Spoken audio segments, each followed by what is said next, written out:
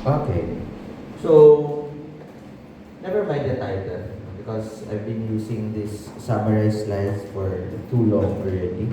No? But as a summary of what we are going to discuss this morning, no, we are going to discuss about filaria. Okay? Pag sinabi mong filaria, do not think about Palawan because Palawan, you get there, malaria. Okay? Iba yung malaria kesa sa filaria. Okay? Baka yung iisipin nyo, baka pupunta ako ng Palawan, I will go to Coron to do my education, I will get filaria. Huh? Filaria again? No? Filaria is a nematode. Malaria is a protozoan. Okay? Iba ang filaria, iba ang malaria. Dako kayo mapagtiba. Ano man?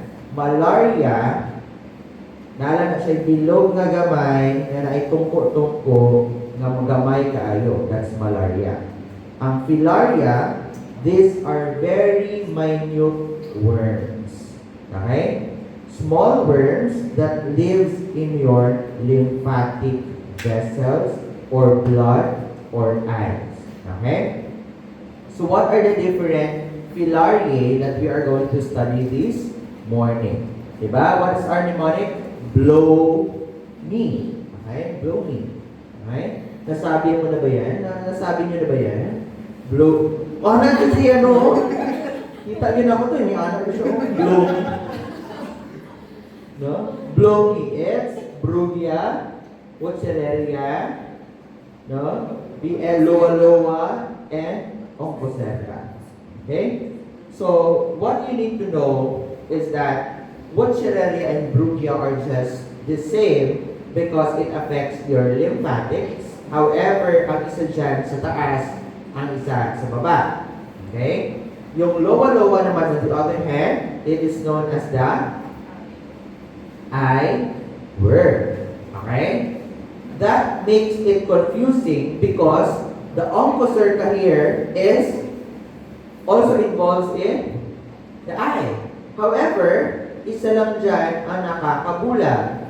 Sino yon? Oncocerca. Okay? Loa, naalang kay bitok sa imong mata. Ang Oncocerca, naa kay bitok, gibulag pagyud kaniya. Okay? That's the difference between the two. Okay? So very easy to remember because all of this are, ang infective stage is L3 larva. Okay? So, ang point lang sa atong lecture karon is that you need to know the life cycle. Why? It differs kinsa no sa ilaha nganong mo adto mag-lymph, nganong mo di man mo adtong lymph kung mo adtong mata. Okay? So the infective stage for all of this is L3 larvae, and the diagnostic stage, yun yung makikita natin sa microscope, are their microfilariae. Okay? So ang makita sa microscope, microfilaria. Unsay maka-infect, L3 larva. So ang imuhang gamito na lang para sa imong brain in terms of this kind of parasites are their vectors. Okay? Because iba-iba sila ng vector. Your Wuchereria, Bancrofti, and Brugia malayi, mosquito. Ang imuhang loa, mango flies. Okay? Ang imuhang Oncocerca volvulus, black flies.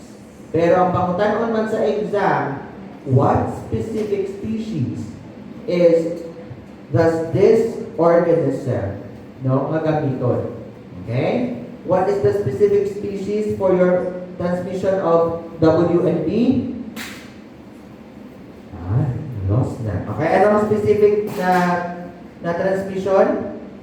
Na species for your flies? For loa? Chrysops. Okay? Sa imuang Oncocerca is the Simolium. Okay? So, yan lang naman. No? At ang iba lang sa kanila is that yung Oncocerca the treatment is ivermectin. Kinsa ganing hataganin mo og ivermectin sa nematodes? Strongyloides stercoralis. Okay? The rest of your filariae, you give them dick.